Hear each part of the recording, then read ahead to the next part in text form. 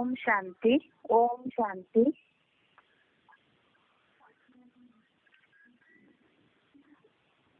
आज का श्लोक है हमारा पहले अध्याय का 8वां श्लोक। अध्याय फर्स्ट, श्लोक नंबर 8।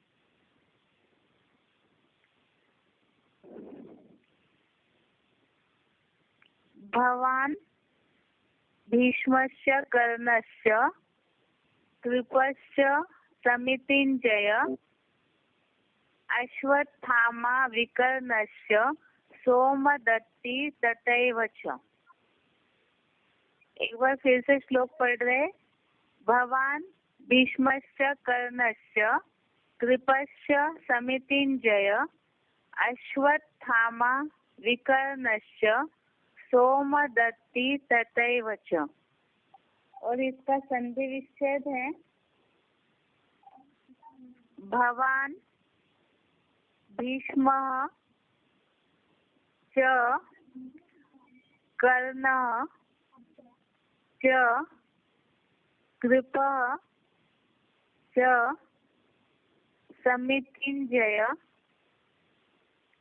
अश्वत्थामा विकर्ण च सोमदत्ति तथा एव च। इसका एक बार उच्चारण सुनते हैं।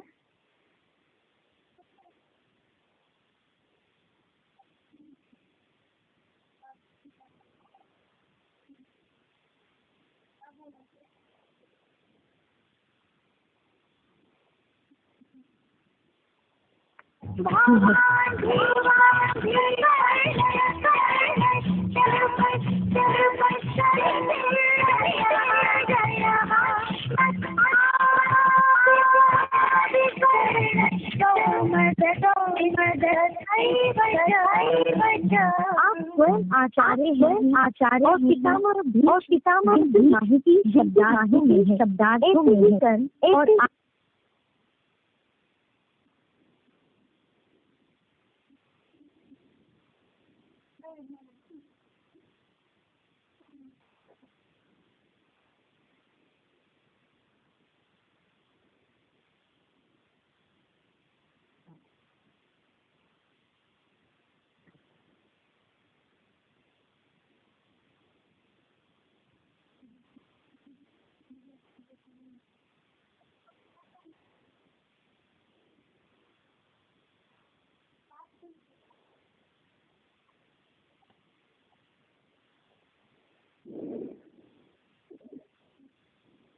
इसका अर्थ है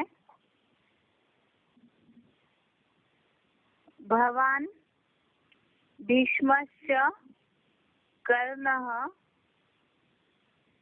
आप और पितामह भीष्म, ऐसे ही कर्ण। अगला है च समितिञ्जय और समितिञ्जय। कृपः च तथा एव, अर्थ है कृपाचार्य और उसी तरह। अश्वत्थामा, उसका अर्थ अश्वत्थामा। विकर्णः च, विकर्ण और सोमदत्ति। सोमदत्त पौत्र भूरिश्रवा है।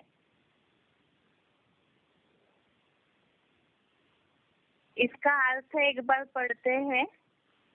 आप और पितामह भीष्म, ऐसे ही कर्ण और समितिञ्जय कृपाचार्य और उसी तरह अश्वत्थामा विकर्ण और सोमदत्त पौत्र भूरिश्रवा है। अभी इसमें जो क्लैरिफिकेशन दिया है उसे समझते हैं। आप स्वयं आचार्य है ही, अर्थात दुर्योधन ये सेना का वर्णन गुरु द्रोणाचार्य को बता रहे थे। इस हिसाब से यहाँ लिखा है आप स्वयं आचार्य है ही और पितामह भीष्म जिनकी माहिती शब्दार्थों में है। माहिती माना जानकारी। तो पितामह भीष्म का जो शब्दार्थ में अर्थ हमने पढ़ा है तो उसके लिए लिखा है। वो तो अगले श्लोकों में भी आएगा ही, इसलिए इसे नहीं बताएंगे। ऐसे ही कर्ण और आदि नारायण की जो सारे संसार में कभी न हारने वाला, आदि नारायण की जो सारे संसार में कभी न हारने वाला, सदाकाल युद्ध में विजयी। यहाँ ये जो शब्द आया है जो, जैसे समानांतर शब्द यूज करते हैं कई बार जो के त्यों, उस हिसाब से यहाँ आदि नारायण की जो माना आदि नारायण की तरह सारे संसार में कभी न हारने वाला, सदाकाल युद्ध में विजयी। तो ये अर्थ लिखा हुआ है समितिन जय के पहले, अर्थात समितिन जय के लिए बताया कि जिस तरह आदि नारायण है उसी तरह, लेकिन आदि नारायण नहीं है ये व्यक्ति। आदि नारायण की तरह सारे संसार में कभी न हारने वाला, सदाकाल युद्ध में विजयी, उनका नाम बताया है समितिंजय। उसके अलावा आगे बताया कुरु राज परिवार में निस्वार्थ। इसमें प्रश्न चिन्ह दिखाया है सेवा वाले बड़े कृपालु। कृपाचार्य जो है इनका अर्थ यहाँ बताया है कुरु राज परिवार में निस्वार्थ। प्रश्न चिन्ह है सेवा वाले बड़े कृपालु, अर्थात कृपा का अर्थ तो दया करना इस भाव से होता है, लेकिन यहाँ प्रश्न चिन्ह लगाया है। इसका मतलब जैसे नाम है ये कौरव सेना में जो है योद्धा, क्या वो उसी तरह अपना काम करते हैं? इस हिसाब से यहाँ प्रश्न चिन्ह लगाया है, जिसके लिए कृपाचार्य का अर्थ हमने ऊपर भी पढ़ा है कि वो वेतन भोगी थे। आचार्य द्रोण है, कृपाचार्य है, एक कौरव सेना में वेतन भोगी थे, अर्थात पैसे के आधार पे चलने वाले थे। तो इसीलिए, और यहाँ निस्वार्थ भावना लिखी है। तो अगर थोड़ा महाभारत जिन्होंने देखा है वो जानते होंगे, कृपाचार्य जो है वो कौरव सेना में भले थे, वहाँ उनके राज्य में काम भले कर रहे थे, लेकिन उनका जो झुकाव है अपना बेटा या अश्वत्थामा उस तरफ था। तो उसके आगे पीछे उनको कुछ दिखाई नहीं देता था। इस हिसाब से भी, और दूसरा निस्वार्थ भावना यहाँ लिखी है, तो क्या सच में वो निस्वार्थी थे क्या और इस तरह से कृपालित थे क्या, इस भाव से यहाँ प्रश्न चिन्ह लगाया हुआ है। जैसे कि कुमारिका के लिए बाबा पूछते हैं कुमारी है क्या, इस हिसाब से यहाँ भी प्रश्न चिन्ह लगाया है, माना इस तरह से कर्म इनके नहीं है। आगे है उसी तरह, और उसी तरह आपका प्रिय पुत्र।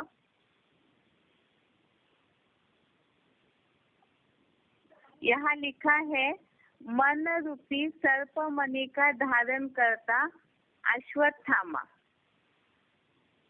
तो यहाँ अश्वत्थामा बताया हुआ है मन रूपी सर्प मणि का धारण करता, अर्थात यहाँ मन जो है, मन रूपी मणि बोला हुआ है। मन बुद्धि ही आत्मा होती है, तो यहाँ आत्मा रूपी मणि का, सर्प मणि का धारण करता, अर्थात यहाँ सर्प जैसी उसकी आत्मा विषैली है और उनके कर्म वैसे भी अच्छे नहीं थे। अश्वत्थामा के लिए एक वीसीडी है, उसमें बाबा ने अर्थ बताया है, वीसीडी नंबर 1594। इसमें अश्वत्थामा का अर्थ बताया है वीसीडी 1594। इसमें बाबा ने अर्थ बताया है इसका अश्वत्थमा। अश्व माना यहाँ तो घोड़ा होता है, मन रूपी घोड़ा जो अश्व में स्थित है, जो माँ अश्व में स्थित है, अर्थात यहाँ अश्व माना मन रूपी घोड़ा। मन रूपी घोड़े में स्थिर रहना अच्छा है या बुद्धि में स्थिर रहना? प्रश्न पूछा है, माना मन में आया, जो आया सो किया, पाप पुण्य नहीं देखा, तो मन में आया 5 पांडवों की हत्या करने चले, ये भी नहीं देखा बालक है या पांडव है।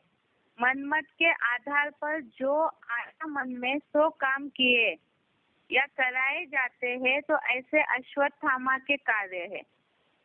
तो इसका मतलब ये है कि अश्वत्थामा के लिए महाभारत में ऐसे बताया है कि अश्वत्थामा ने 5 पांडवों की हत्या करने के लिए निकले थे, लेकिन वहां उनके 5 पांडवों के बच्चे सोए हुए थे, तो बड़े नहीं थे, छोटे उम्र वाले थे, लेकिन फिर भी अश्वत्थामा ने देखा नहीं आगे पीछे कुछ भी और वो पांडवों के बच्चों की हत्या की। तो जो मन में आया सो किया, इसलिए यहाँ मन रूपी सर्प मणि का धारण करता, अर्थात मन में उनके इस तरह से विषैलापन भरा हुआ है, इसलिए बताया है अश्वत्थामा। और इनके लिए ही आगे लिखा है, दुर्योधन के सामने ही निडर होकर कटाक्ष करता, अर्थात तो दुर्योधन से डरते नहीं थे। इस हिसाब से इस कैरेक्टर के लिए ऐसे बोला, इस व्यक्तित्व के लिए, कि दुर्योधन के सामने ही निडर होकर कटाक्ष करता और चापलूस कर्ण और दुशासन के भी विपरीत स्वभाव वाला विकर्ण। चापलूस अर्थात जैसे हिंदी में बोला जाता है खुट्टे बर्दारी करना या आगे पीछे घूमना, तो कर्ण जो है वो तो दुर्योधन के पूरा आगे पीछे घूमने वाले या वो जो बोले सो करने वाले, इस तरह का व्यक्तित्व था। और दुशासन के विपरीत स्वभाव वाला, दुशासन के लिए मुरलियों में बाबा बताते हैं दुष्ट शासन करने वाला, और उसके विपरीत स्वभाव वाला विकर्ण। विकर्ण के लिए इस तरह महाभारत में दिखाया जाता है कि महाभारत दुर्योधन या दुशासन जो भी गलत काम करते थे उनका ज्यादातर विरोध करते हुए ही दिखाया है, इसलिए यहाँ बताया है दुशासन के विपरीत स्वभाव वाला विकर्ण। और इस चापलूसी संसार में शीतल ज्ञान कृष्णचंद्र उर्फ शीतल ज्ञान कृष्णचंद्र उर्फ सतयुगी 16 कला नारायण की 3री पीढ़ी के नारायण में प्रविष्ट भूरी भूरी प्रशंसनीय महात्मा बुद्ध ही सोमदत्त पौत्र भूरिश्रवा है। अर्थात यहाँ ये जो सोमदत्त का पौत्र बताया है भूरिश्रवा, इस कैरेक्टर या इस व्यक्तित्व, इस पर्सनालिटी के लिए यहाँ परिभाषा बताई है शीतल ज्ञान चंद्र उर्फ सतयुगी 16 कला नारायण की 3री पीढ़ी। इसके लिए थोड़ा सा आगे तो लिखा है कि इस बात के संज्ञानार्थ AIVV का एडवांस कोर्स अनिवार्य है। तो कल्पवृक्ष का चित्र थोड़ा सा शॉर्ट में समझते हैं कि यहाँ 3री पीढ़ी के नारायण माना कल्पवृक्ष के चित्र में ये समझाया जाता है कि संगमयुगी आदि नारायण रामवाली आत्मा प्रजापिता है, जो इसी शरीर से नारायण बनते हैं अर्थात स्वर्ग में जाते हैं। उसके अलावा सतयुग में पहली पीढ़ी का नारायण ब्रह्मा है, उसके बाद इस्लाम धर्म, उसके बाद बौद्धि। तो धर्मों की स्थापना के हिसाब से जो नारायण बनने वाले हैं उनका क्रम है। इसमें पहले ब्रह्मा और ओम राधे मम्मा, दूसरा नारायण इस्लाम धर्म की आधारमूर्त आत्माएं अर्थात जो बेसिक से कनेक्टेड होंगे, और तीसरा नारायण जो है वो बौद्ध धर्म की आधारमूलता आत्मा। तो यहाँ बताया है कि महात्मा बुद्ध जो है वो तीसरी पीढ़ी का जो नारायण है उनमें द्वापर युग में जाकर के प्रवेश